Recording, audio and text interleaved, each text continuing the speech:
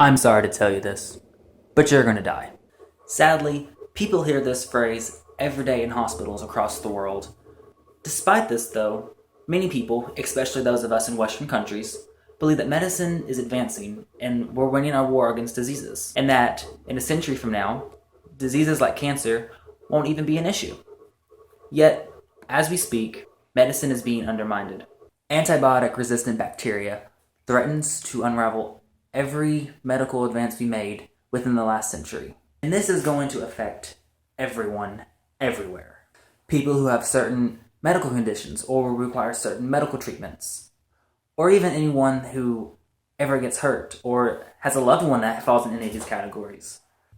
Antibiotic resistance places the lives of anyone who falls in any of those categories at risk, and many of them will die. Causes of this trend are a bit complex, but due to several factors in meat production, livestock is the single biggest contributor to antibiotic resistance, with abuse of antibiotics and careless handling being the two biggest factors in this issue. If something isn't done about this issue soon, especially on the livestock end, by as early as 2050, we could be looking at a world without antibiotics. Now, this is a very complex issue, with many people still not agreeing on some of the components. Everyone does agree on one thing. We do need a solution for it. But the solution isn't going to be a simple step process that wraps up all nice and pretty in the end. It's going to be complex like the problem itself is. Digging a little deeper into the issue, you will see how. Why livestock? Why is livestock the biggest factor in antibiotic resistance? The CDC lists the three biggest causes to the rise of antibiotic-resistant bacteria as abuse of antibiotics, containment issues, and livestock. Yet livestock doesn't just contribute to the livestock factor, it also contributes to both abuse and containment issues. In America today, most livestock don't live on the 1920 versions of farms. They live in factory farms. This creates very crowded living spaces for them, where hundreds, if not possibly thousands, of cattle and pigs and chickens kept in very crammed living conditions. They also aren't fed their natural diets. Cattle in America today are fed corn and soy rather than grass. The combination of both being crammed together with hundreds of others, along with fed food that's not natural to your system, means that you're more susceptible to diseases. You're not as healthy as you were, and you're in a playground for bacteria. Since these animals are kept crammed together, it's quite easy for bacteria and other diseases to spread rapidly throughout these factory farms. Now, in order to keep livestock healthy and to create better quality meat, the meat industry has to continuously pump in antibiotics to these animals to keep them healthy. This is usually done one of two ways, either subtherapeutically or therapeutically. The word therapeutic means for medical reasons. So when livestock is given antibiotics for therapeutical reasons, it's to treat a disease that's already present in the animal. Yet to combat that, sometimes livestock is given antibiotics at a subtherapeutic level, which means below medical treatment. When animals are given antibiotics at a subtherapeutic level, it's a constant stream. It never stops. It's constantly pumped into their food and their water, and it keeps them from getting sick in the first place.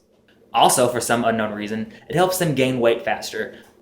Animals that are given antibiotics at a subtherapeutic level tend to gain about 3% more body mass than livestock that's kept on either therapeutic level antibiotics or no antibiotics at all. So obviously the meat industry would choose to keep livestock on subtherapeutic levels of antibiotics to return more of a yield. But science has shown when you keep livestock on subtherapeutic levels of antibiotics, it speeds up natural selection. Bacteria are living organisms. And while you're doing is you're wiping out susceptible bacteria and you're helping to spread the resistant bacteria. For this reason, many countries in Europe and Canada have outlawed keeping livestock on a constant stream of subtherapeutic level of antibiotics. Recently, scientists have discovered a bacteria mutation that is resistant to what the Huffington Post calls the last line of defense against E. coli and pneumonia.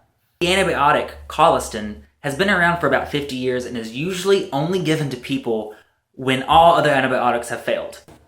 Scientists from the United Kingdom sampled 804 pigs from this Chinese farm and found this mutation called the MCR1 gene present in 1/5 of all pigs sampled. It also showed up in 15% of 523 raw meat samples, and amazingly enough, it was found in 1% of over 1,000 people tested. The BBC even went further and said that should colistin resistance go global and align itself with other antibiotic-resistant genes, it could send medicine back to the Dark Ages. Infections would kill again, and treatments like chemotherapy would be under threat. And what really makes colistin resistance scary is that unlike previously discovered antibiotic-resistant bacteria, where simply the vulnerable bacteria was wiped out and the stronger bacteria survived, colistin resistance has been seen to share its resistance with other bacteria in sort of a vaccination. Here, you can see how the colistin resistance is spreading. By meeting up with other bacteria strains, instead of spreading through reproduction, has experts worried. And this problem isn't arising in hospitals or in some medical lab somewhere. This is the direct fault of the livestock industry. But of course, the meat industry does counter this, saying that there just simply isn't enough information to support that livestock is the cause of antibiotic resistance anywhere.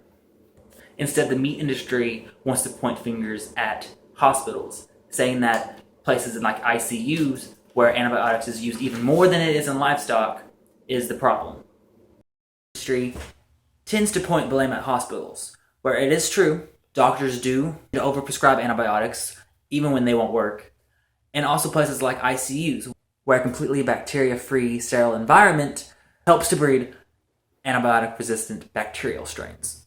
The Animal Health Institute defends antibiotics in livestock production, claiming that antibiotics given to animals makes food safer and helps to prevent and control diseases, directly preventing diseases from entering the human population.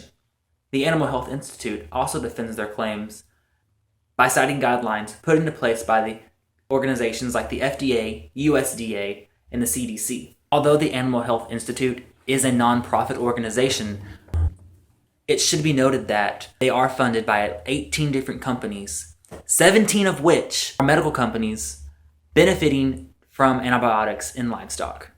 Yet what they're saying makes sense.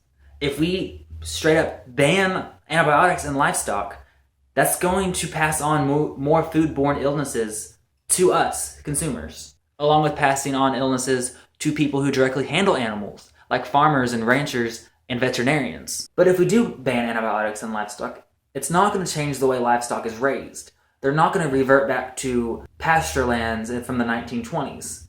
It's going to still be very cramped conditions for these animals, and it's still going to be a breeding ground for bacteria. All that's going to change is the meat prices will rise. Animals will still be kept in cramped conditions, and they will still get sick. All that changes is that they're no longer allowed to seek treatment, which is inhumane in itself. So this isn't a simple issue as give animals antibiotics or don't give them antibiotics, because either way, someone's suffering.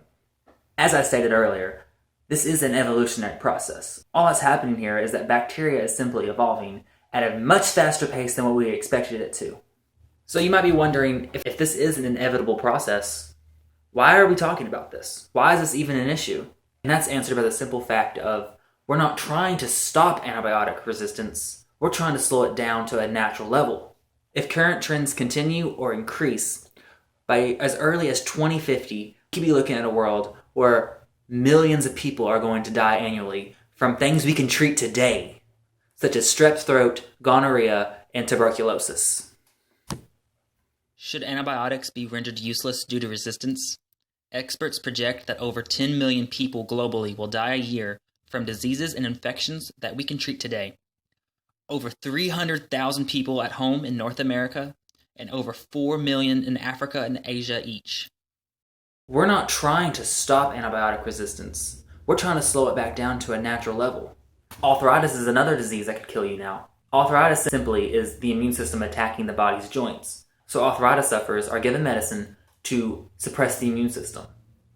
Along with that, they're given antibiotics to keep themselves healthy and kill off any diseases that do enter into their bloodstream. But once again, if antibiotics are rendered useless, people undergoing treatment for arthritis will be putting their lives at risk.